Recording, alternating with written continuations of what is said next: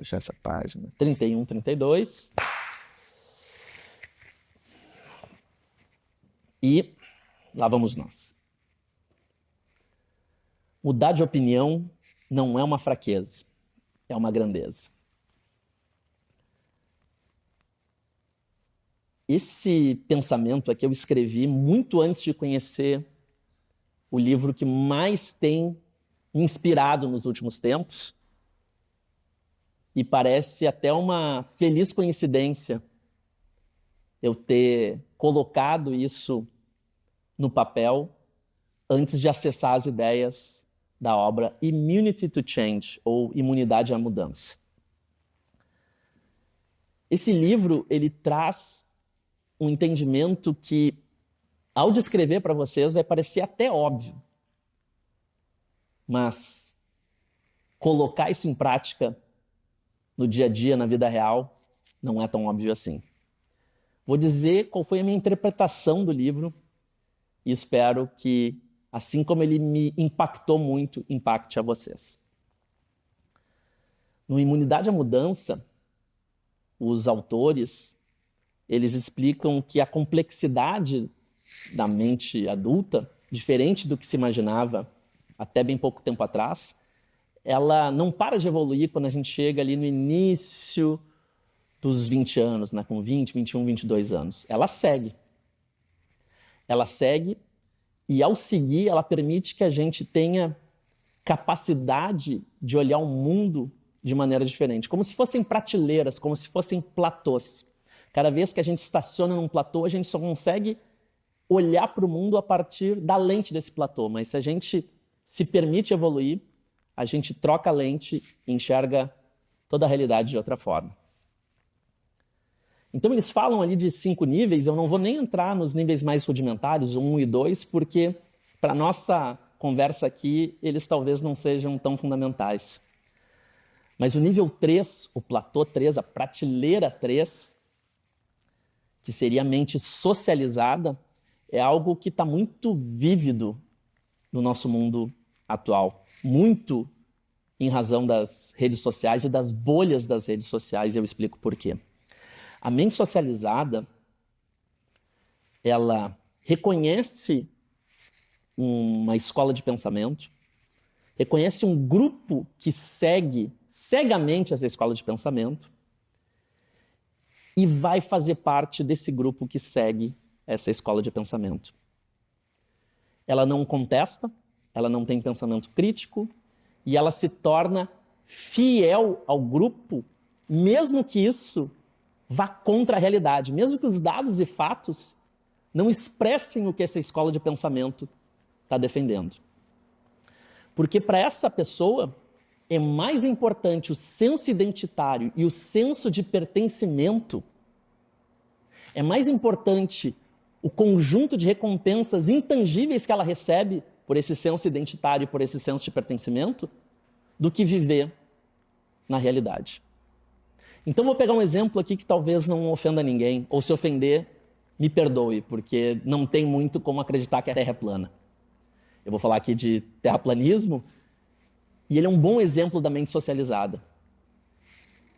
Eu encontro um conjunto de ideias, um grupo que acredita nesse conjunto de ideias. Por algum motivo, seja ele qual for, eu me associo a esse conjunto de ideias. E no momento em que eu tenho uma badge, um rótulo, uma patente que me traz um senso identitário, eu sou valorizado por esse grupo. E quando eu tenho um contorno que me dá essa sensação de pertencimento, que eu estou num clã, isso se torna mais importante do que os dados e fatos, de que a Terra é geóide. E vejam que interessante, quanto mais irracional for a minha defesa, mais o grupo me valoriza. Porque se eu sou capaz de ir nas redes sociais, de ir na televisão, de brigar com as pessoas por algo tão dissociado do que é o mundo de fato, as pessoas automaticamente pensam, esse cara é nosso, esse cara está com a gente. Isso faz com que eu ganhe respeito e evolua na hierarquia desse clã.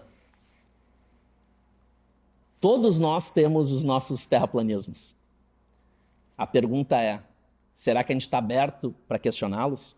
Se a gente tiver, a gente consegue ir para um novo platô, um novo patamar, onde eu começo a pensar ideias de diferentes escolas de pensamento.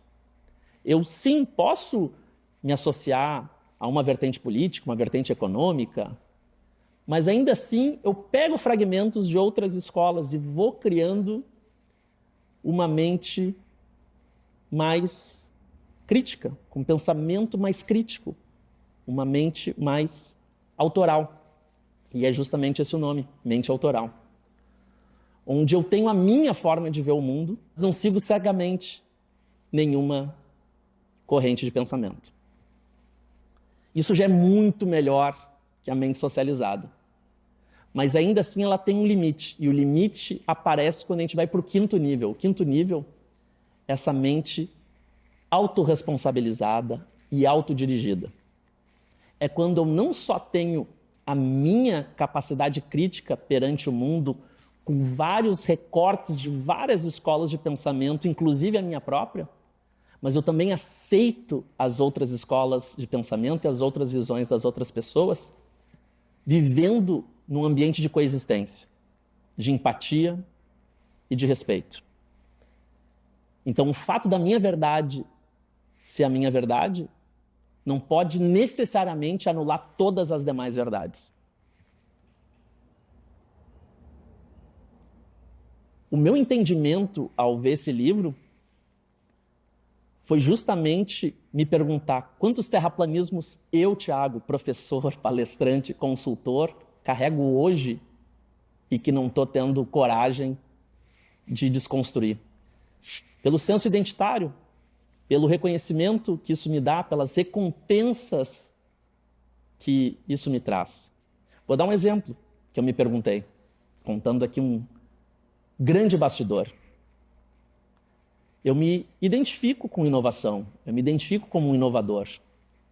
Fico, então, me perguntando, se alguém apresentar uma forma bem careta de resolver o mundo, será que eu vou aceitar de boa ou será que eu vou contestar, brigar, procurar dados e fatos que me ajudem a fortalecer o meu ponto de vista, que pode estar super enviesado? Me perguntei isso e me perguntei quais são os outros terraplanismos que me acompanham. E me dei conta que mudar de opinião não é uma fraqueza, é uma grandeza. Se eu troco da opinião A para B, e estou fazendo isso a partir de um suporte de conhecimento, de uma tese bem fundamentada, ou até de uma experiência própria que me leve a isso, a tendência é que eu esteja evoluindo. Mas se eu voltar depois da opinião A de novo, eu não voltei para o mesmo lugar. Eu voltei em outro patamar de maturidade. Eu acredito que num mundo de redes sociais, onde você sempre encontra uma bolha que vai confirmar sua pós-verdade, essa capacidade de se desconstruir é uma das habilidades mais importantes para os nossos futuros.